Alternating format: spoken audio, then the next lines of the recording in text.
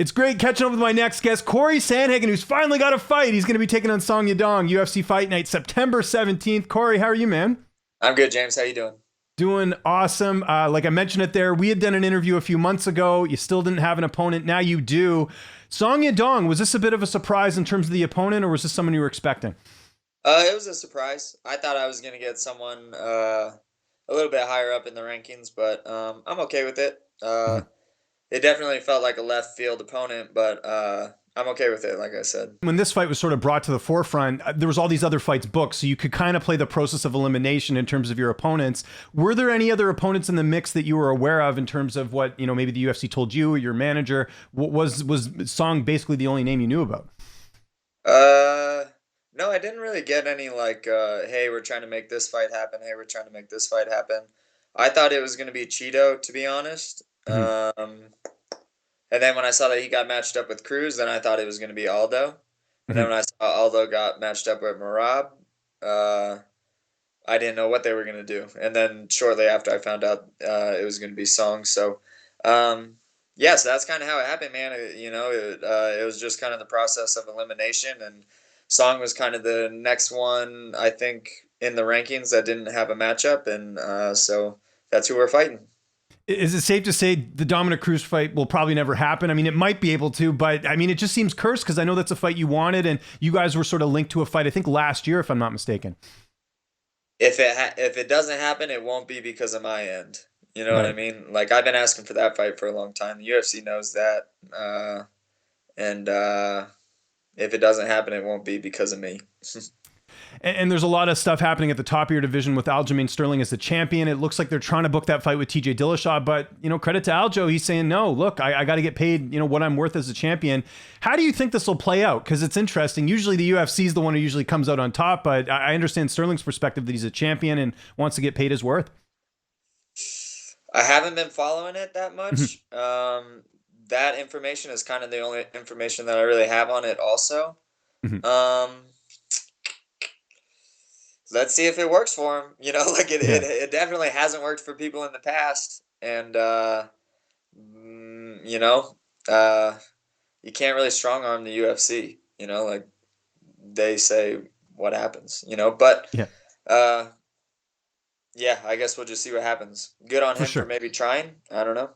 Yeah, no, we'll see how this all unfolds. Back to your fight. When did you actually sign the bout agreement? Like, when did things get finalized? It seemed like we heard sort of rumblings about it, I think earlier this week or last week. So do you remember exactly when you signed pen to paper? It was maybe, I think my agent sent me an email just the other day saying that the contract was okay to sign. So, oh, cool. Yeah, I have him read it and then I go ahead and sign it. So yeah, just a couple of days ago. Interesting. And I think we talked about this, but kind of an obvious question. I imagine you did want to fight sooner than September, I would think. I was pretty open, man. Like, that's kind of my style of living. I live open to whatever it is comes. And I was asking for June or July for a while there. It's September, so, I didn't get my way by a couple months, but I think I'll be able to live with it. So I'll be all right. More time for hiking, more time for camping, right? A little bit anyways, right? I know the fight is, coming up. I mean, it'll probably be here before you know it and all that. So, and also I know you probably want to do a bit of cross training. You tend to do that usually. It seems over the last couple of years, I've seen you go to, train with some other guys and go to different camps. Yeah, but I'm going to Virginia, actually later on today after sparring. Oh, wow. Okay, cool. Yep. I'm going to go train with Ryan. I know Ryan's hurt right now. Ryan tore his ACL, so he's off, but Ton Lee is going to be out there. So I'm going to train with Ton. Train with this dude Carlos out there, and have Ryan kind of like help me out from the sidelines for a little bit, which I think is going to be like major beneficial for me. So I'm grateful for him for doing that for me. But yeah, I'll train out there. I talked to Rafian just the other day. I'll probably ask Raf to come out. Hopefully he can. And then actually we just had Lando Vannata try out the team this week too. Oh, cool. Very good. He's a very good fighter. I only trained with him for, a week, but very good fighter. Really excited to train with him because I think he's going to probably serve me up some ass whoopings, and, that's how you get better. So I'm excited for him to kick my ass. And he sort of fits that bill of the, sort of extremist lifestyle in Colorado, like, hiking, all that adventure stuff. So I could see him fitting in really well with you guys, even just from that standpoint. But also, he's a very unorthodox fighter. So I'm sure you could pick up a little bit from him as well, too, right? Yeah, I can really tell that I think I'm going to learn a lot from him, So, yeah, I'm excited about that, man. So I think it's going to be a really good camp. I'm just trying to stay around baseline right now. I'm not trying to overdo it before I actually start my 10 or 11 weeks. Mhm. Like I said, I'm going to DC, or not DC, Virginia today. I'll be there till Thursday. Then I'm doing the International Fight Week appearance thing. Oh, well, I'll see you there next week. I'm going to be there. Nice. So I'll be out there next week. And then it'll probably be just, me pretending that I'm trying to take it light, and I'll probably train just as hard as I always do. And then I'll start camp where I will have to be forced to train as hard as I can. So that's what my next couple months looks like. Yeah, and for people at home who might not know who Ryan Hall, obviously, I know most people would know that, but I'm sure someone in the comments will be like, who's he talking about? But yeah, there we go. Just so we covered that. Song Yadong, this is a really exciting prospect in the weight class. We've really seen him, I think, turn a corner the last couple of fights, especially finishing Arce and Moraes. How are you looking at this fight from a style perspective? Yeah, I think he's a good fighter. I mean, it's kind of no surprise that his best attribute is his power. He kind of has that like team alpha male style a little bit. Move their feet a lot, and then he throws heavy punches. I haven't watched a ton of him, like I said, because when I turn on the switch gets turned on and it just stays on until the fight happens. So it's kind of been in the back of my brain. We haven't done like too much scouting and all of that. I do remember I watched one of his fights live with Cody Stamann. I didn't get to watch his loss against Kyler Phillips, but I know that he's beaten some good guys. He beat Chito Vera. He beat Casey Kenny, who I think is a very, very good fighter, who even though, he's not the most famous of dudes, the guy can really, really fight. And his loss against Kyler Phillips is also a really tough guy too. So he's fought some good guys, man. As a young guy, 24, 25-year-old guy, he's got some experience underneath his belt. So he definitely needs to be taken serious. Anytime you fight like a heavy puncher with a lot of experience who's beaten some good guys and been around for a little bit, you got to take him really serious. So that's what I intend on doing. And we talked already about, the type of camp you're going to have. But by the sounds of it, other than going to Virginia this week, it's mainly going to be guys coming to you and staying at home base, like you said, as opposed to you doing a bunch of traveling. Because I know that can be tough, too, when it comes to, weight cut and all that different stuff, right? Yeah, hopefully. We'll see, though. If I got to go somewhere for a week, I'll go somewhere for a week. But, yeah, right now it's looking like I'll have probably everyone that I feel like I need at home base. Yeah, well, that's great. And are you going to do any training in Vegas, or is it just a business trip, enjoy yourself a bit? No, I'll be out there training. Okay. I'll hit up Dan Ige. Ige's been out a couple times to help Gaethje, so I kind of have a relationship with Ige, and I know that he trains out there. So I'll see what Dan's up to next week, and then hopefully be able to train with those guys a little bit. Sure, we'll link up again closer to fight time. I mean, this is we're in June and this fight's in September. Just early prediction on the fight. How do you, just initial thoughts on the matchup, how you see it potentially unfolding on September 17th? Yeah, I think it's going to be pretty like classic Cory, I feel like people kind of know what that means now, like I'm going to do what I do. And I think that against most guys, that's plenty to beat them. But I also realized that I did take a decent amount of time away from competition. I won't say time off, but away from competition, so I could add in a lot of tools to my game. So in this entire like time off, quote unquote, I've really been trying to like improve in my game big time, which I feel like I have. So I definitely have some new tools that I'm bringing into the cage, and I'm really excited because this time off, I really feel like I got to sit and be with a lot of the mistakes that I've made in the past, and really take like a big chunk out of those mistakes. And I think I'm going to be a way, way better fighter next time I step in there. We have another big fight coming up next Saturday in your division, Sean O'Malley, Pedro Munhoz. So I was curious how you think that one plays out, because it's interesting, right? Pedro's a really seasoned veteran. He's got the leg kicks. O'Malley, obviously the up and comer, and he's been looking good too. How are you looking at that fight from a style perspective, and who do you see winning that one? That's a tough one because I know that Pedro's going to get hit a lot. To be honest, I think. I think Pedro doesn't mind getting hit as much as he gets hit, and I think that he's definitely willing to eat a couple to like get one off. So, when he fought Chris Montino, Chris didn't have like a ton of like. I don't think Chris has the same amount of offensive ability and like ability to hurt his opponents as Pedro does. But Pedro is definitely okay with getting hit like that, and like I said, I think that's a tough guy to beat. So I know it's only 3 rounds, so Sean kind of has that advantage too. But I think Pedro will definitely get hit a lot, but it's going to be about whether or not like he can get off enough of those power shots in order to hurt O'Malley. I think Sean's a good competitor, man. I think he'll do well, but Pedro Munhoz is definitely seasoned. I just hope that you know it's a good fight. I hope that Sean doesn't go out thinking that he's just going to kill Pedro, and I hope Pedro doesn't go out thinking that he's going to get killed. Because then that will make for a really exciting fight. And, this is a ranked opponent for O'Malley and also someone that's pretty well known. I mean, Munhoz has fought, Cody Garbrandt, he's fought Sterling, he's fought sort of everyone. So I feel like almost like a win sort of, puts him in that category. Do you think he'll almost be forced at this point to take some of those bigger names after this? Because, I know some people feel like Munhoz, a little bit older, but as soon as you start creeping up into sort of where you guys are ranked, it gets really tough. Do you think that's what has to be next for O'Malley if he gets a win here? Yeah, I think he should probably fight someone up there. But at the same time, man, like Pedro is on what, a 4 fight losing streak. Like, let's not talk about him like he's like a Petr Yan or a Jose Aldo or a Murat, or, one of those guys who's fighting like the top tier and winning. But it is definitely a step up in competition. So I'm excited to see that. Is Yeah. it the step in competition? Definitely not, but a step up. Well, and I know obviously O'Malley's fighting next Saturday and you're fighting in September, but if you get a win and he gets a win, do you think the stars could align there? Do you think you two will ever meet or at any point? I mean, it's a really crowded division, obviously. I think we definitely will. I think we're both at the age, like I think I got at least 4 or 5 years left in me.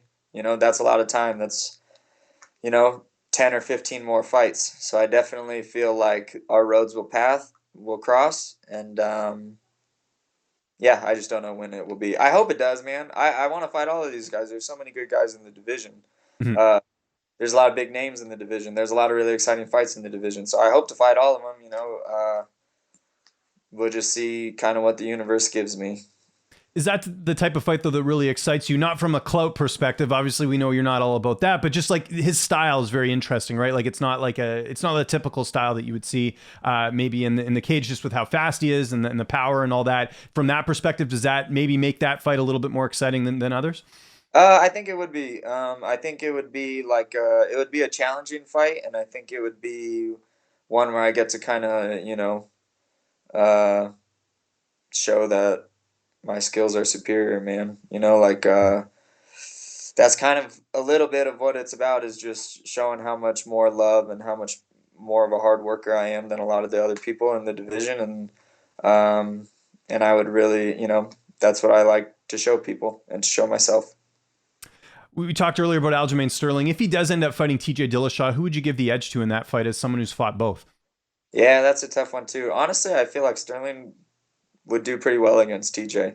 Mhm. I think uh, Sterling's just in a good place in his career. I think that he's like really solidified how he can beat people, and like the way that he needs to do it. And he's definitely proven that he can do it against like some of the best guys. Like he beat me by just grabbing me, taking my back. He beat Jan by grabbing him and taking his back, and I think that if he can do that against some of the best guys in the division, I think that honestly he'll be able to do that against TJ also. Another name that we're hearing might come to your division is Deivseson Figeredo. He's had a tough cut, and I think he's upset with the UFC because they're doing that interim fight, even though he's injured. How do you think he'd do in your weight class, just based off what you've seen? I think he'd do pretty good. I mean, he was definitely like he's champ material. Like he's definitely proven himself to uh, deserve a lot of respect. Yeah, I think he'd do well in the division. And one of the things we're hearing right now is, I guess, there's this whole talk about Nate Diaz boxing Jake Paul. Do you think with Jake's size that he would have the advantage there? I mean, it's kind of like a novelty fight, but I was curious from your perspective as a fighter, what you think of a fight like that. Yeah, man, weight classes matter a lot, dude. That's why we have them. You know what I'm Mm. saying? Like, I feel like that's why a lot of the guys in the smaller weight divisions are a lot more humble than the guys in the bigger divisions, is because we realize that, like, the size of the animal in the fight really, really matters. So, shit, maybe against unpopular opinion, I think that Jake would probably win that fight just off of sheer, like, athleticism and, like, just being a bigger, giant animal compared to him. Are you in favor of open scoring, or do you think that's something that won't matter at all? No, I think that we need open scoring, man. I think that, like, hopefully MMA, and I have a bunch of ideas about this. Not really that I can spitball off the top of my head, but I Mhm. do have a list in my like journal where I take notes of things, of a bunch of ideas that, like, really need to happen in order for MMA to be, like, one, understandable to people, and two, like, just more fair to the fighters and honestly the judges and the referees involved. Uh, because right now it's like everything is discretion, man. Mhm. Like, everything is discretion. Points are discretion. The judges viewing the fights in certain ways is discretion. Like, there's too much discretion going on, and it makes it confusing for the fighters, the judges, the referees, and the fans. So, like, open scoring is like one of the most.